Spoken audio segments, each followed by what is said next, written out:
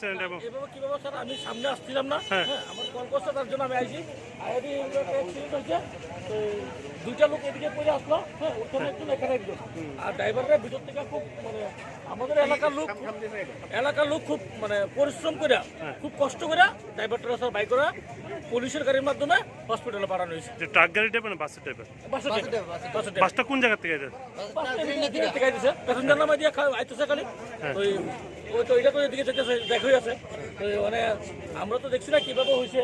তো তার মারফত আয়া দেখলাম ওইখানে দুজন লোক করে, তো ওইখানে এখানে একজন ফায়ার সার্ভিস আছে, আর ড্রাইভাররা ভিতর থেকে খুব কষ্ট করে আমাদের মোহনপুরের যে ছেলেরা খুব কষ্ট করে ড্রাইভারটা বাইক করে পুলিশের মাধ্যমে আমরা হসপিটালে পৌঁছাতে পারছি। আর কয়জন মোটামুটি আহত হয়েছে? আমরা তো দেখার মতো 3 জন। বাসের মধ্যে আর প্যাসেঞ্জার ছিল না? না, প্যাসেঞ্জার ছিল না। 2 জন লোক আছে। যে জায়গায় দুর্ঘটনাটা ঘটছে এই জায়গাটার নাম কি? মোহনপুর।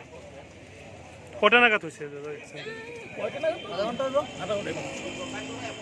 কি খবর পাই স্যার আপনি এখানে আইছিলেন? অ্যাকচুয়ালি 8:30 থেকে 8:30 দিকে আমাদের কাছে খবর আছে যে এখানে মোহনপুর স্কুলের সামনে এখানে ন্যাশনাল হাইওয়েতে একটা ট্রাক এবং একটা সিএনজি বাসের মধ্যে একটা হেড অ্যান্ড কলিশন হয়।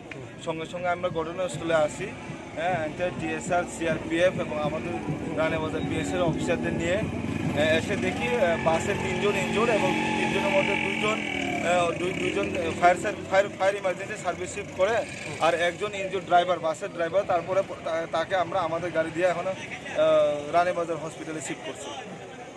আপাতত মানে এক সাইডে গাড়ি যেতে পারতেছে, আর আমরা জেসিবি বা ক্রেনের ব্যবস্থা করতেছি রুটটারাই ফ্রি করানোর লেগে। কি কারণে মনে হচ্ছে এই অ্যাক্সিডেন্ট?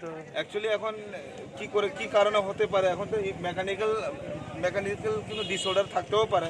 তবে যেহেতু মানে অলমোস্ট মিডল রোডে যেহেতু হেড অ্যান্ড কলিশন আছে, তো ওভার স্পিডিংয়ের সম্ভাবনা আছে।